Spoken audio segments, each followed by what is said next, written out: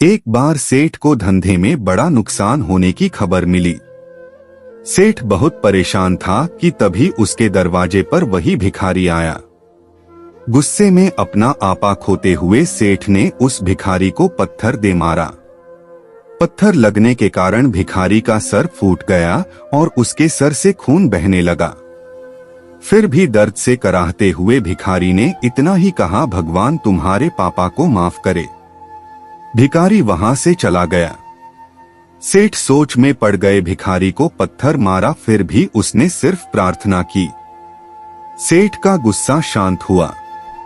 शेर का मन शांत हुआ भिखारी का रहस्य जानने के लिए। सेठ ने भिखारी का पीछा करना शुरू कर दिया। भिखारी जहां जहां जाता सेठ उसके पीछे जाता। सेठ ने देखा कि कोई उसको खाना देता, कोई उसको मारता, कोई अपमानित करता तो कोई गाली देता।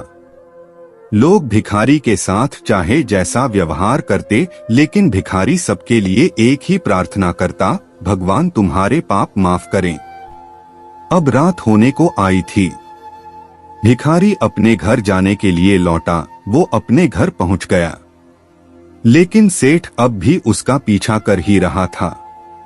एक पुरानी टूटी हुई खटिया पर एक बूढ़ी औरत लेटी हुई थी, काफी कमजोर और बीमार लग रही थी। वह भिखारी की पत्नी थी। अपने पति को वापस आता देख वह खाट से उठ खड़ी हुई। पत्नी ने अपने पति के भीख वाले कटोरे में देखा, उसमें सिर्फ आधी बासी रोटी थी। उसे देखकर वह बोली, आज बस इतना ही मिला। और हाँ, आपके सिर से खून निकल रहा है, ये चोट कैसे लगी? बूढ़ा भिखारी बोला, आज बस इतना ही मिला, किसी ने कुछ दिया ही नहीं। सबने गालियां दी और एक नए पत्थर भी फेंकना, इसीलिए मेरा सर फट गया। एक गहरी ठंडी सांस लेकर बूढ़ा भिखारी फिर से बोला, यह मेरे ही पापों का फल है। तुम्हें याद है कुछ सालों पहले हम कितने अमीर थे? क्या कुछ नहीं था हमारे पास? हमारे पास हर चीज जरूरत से ज्यादा थी, लेकिन हमने कभी दान नहीं किया।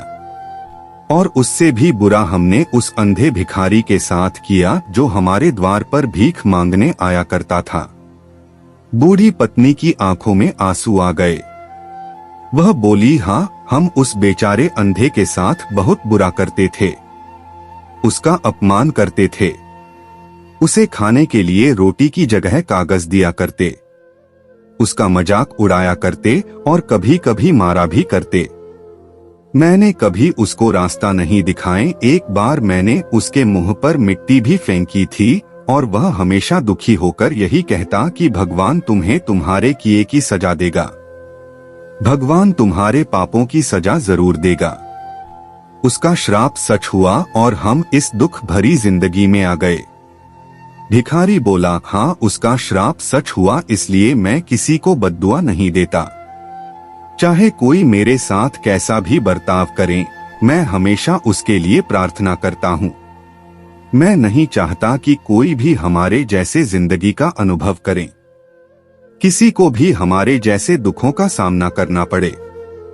वो नहीं जानते कि वह कितना बड़ा पाप कर रहे हैं, इसलिए अनजाने में हुए पाप की ऐसी सजा किसी को भी मिले, मैं नहीं चाहता।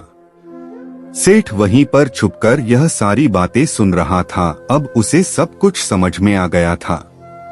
भिखारी और उसकी पत्नी ने वह आधी रोटी मिल बांट कर खाएं और भगवान को धन्यवाद बोलकर सो गए। अगले दिन बड़ा भिखारी फिर से भीख मांगने गया। सेठ के घर के पास जाते हैं। सेठ ने पहले से गरम रोटियां उसके लिए निकाल कर रखी थी। उसे देते हुए सेठ विनम्रता से बोला, माफ कर दीजिए बाबा, उसे बहुत बड़ी गलती हो गई। बूढ़ा भिखारी बोला, भगवान तेरा भला करे। इतना कहकर वह आगे निकल गया।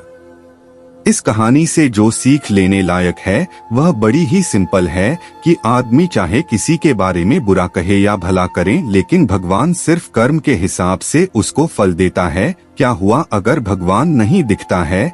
लेकिन यह बात बिल्कुल सच है, उसके खाते में सबका हिसाब बहुत बहुत पक्का होता है। इसलिए जब किसी के लिए कुछ भी करो तो अच्छा ही करो।